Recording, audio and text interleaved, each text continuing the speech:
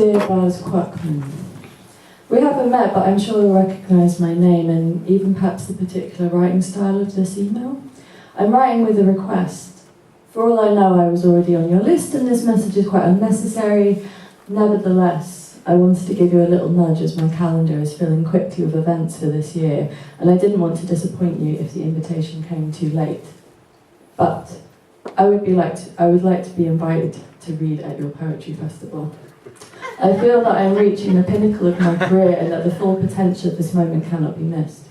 I have a couple of minor requirements in order to accept: a minimum 45-minute reading slot, fresh flowers in my hotel room, a small bottle of vodka, a variety of postcards and stamps, a seat next to the headlining poet at dinner, and a photo with you next to the festival logo. I'm also hopeful for future collaborations and reading opportunities with the other poets attending. Could you put me in touch with a couple in advance? This is of course a matter of some urgency, and I will write again tomorrow should I not hear back. Warmest regards, Jane Clare, writer and translator.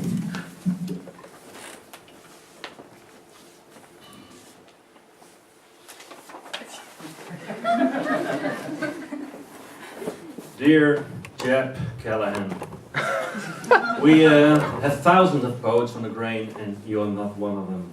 Haven't heard of you. So now you want to have dinner with poetry royalty?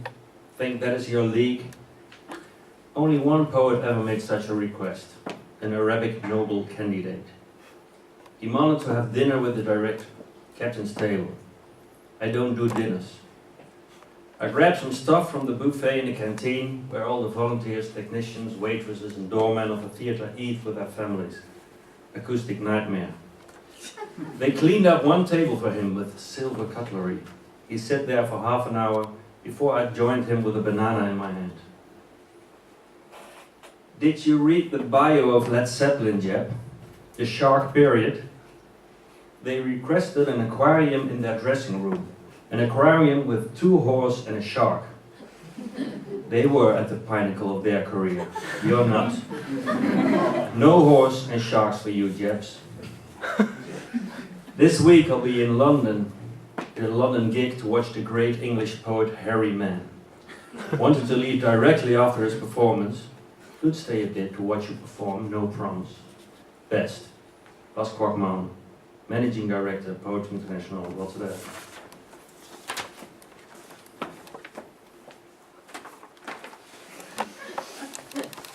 Basi, my friend, I do try to go hard against the grain in my work. How perceptive of you. Thank you for the offer of dinner. I unfortunately must decline. Though it's wonderful to be considered in the same league as an almost Nobel, and of course I should get used to such treatment. But I would never eat with the staff unless they would like me to read during dinner. No need to be humble, I would allow you to dine with me. However, I think you've misread my email. I don't need a lead shark or a horse or a hairy man. You enthusiastic managing director, you coming all the way to London to see my reading. Want to see what quality looks like, eh? Good for you. It's going to be glorious. I never rehearse. I'll be reading some of my best work. All the emails and letters and phone records and disputed restraining orders connected to poetry events in my past. Here are my bank details for advance payment and a photo of me. How will I recognise you? Do you usually smile? Do you mostly stand still or walk around? What volume do you speak at? Will you be reading a poetry book? JC. P.S. I'll be performing outside the venue due to a mix-up with my invitation.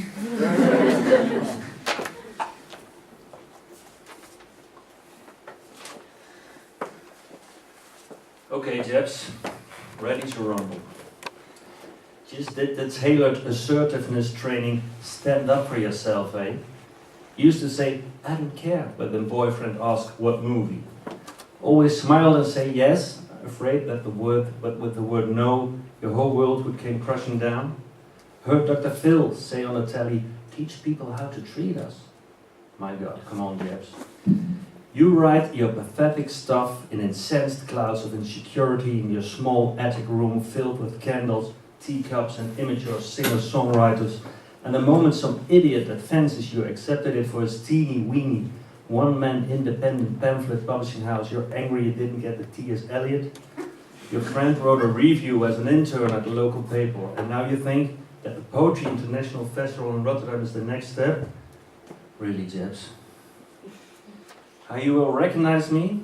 I'm that arrogant bastard in a suit that carries a book of poetry. I am Patrick Bateman with a linen bag from Foyles. And no, I never smile, I never stand still, and I certainly don't speak. My assistant does sometimes.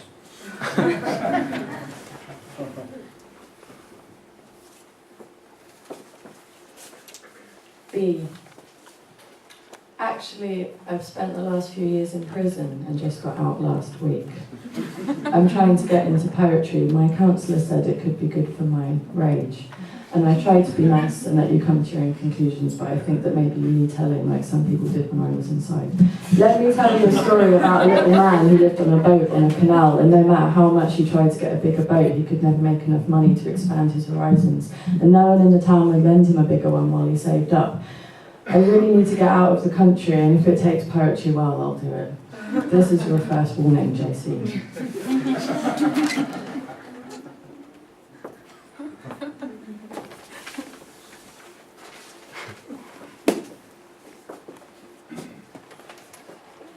Dear Mrs. Calleja, on behalf of the board of the Poetry International Foundation Rotterdam, Dr. Engineer Ahmed Abu Talib, Mayor of Rotterdam, Dr. S.T. Fowler, Resilience Officer of Rotterdam Partners, Mr. Bas Kwakman, Central Manager of the Poetry International Foundation, and all members of the Programming Committee and the Advisory Board of the 47th Poetry International Festival proudly and cordially invite you as the Poet Laureate to our festival.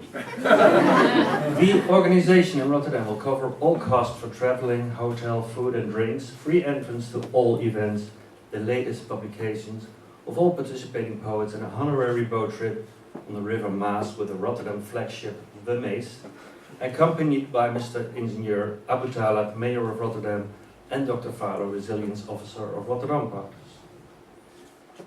A limo, once donated by the grateful citizens of Rotterdam to the municipality, will take you directly from your plane to the hotel. You don't have to go through customs or any other inconvenient and stressful formality. Once in your hotel room, the Rotterdam Partners Senior Suite at the Suncrest Hilton Rotterdam, please turn directly to the hotel manager with any kind of request. During the week, you are kindly invited to have dinner on the director's table in 2 Michelin-starred Bilderberg restaurant. My colleague Dr. Baker will get in touch with you soon about the Golden Fig anthology of your work and a generous allowance of all the rights. Truly, yours sincerely, Bas Kwakman, Central Manager, Poetry International, Rotterdam. Dear Kwakman, I must respectfully decline having had a better offer from a festival in Transylvania, a night in Dracula's castle and everything. Yours never, John Collins. Thank you.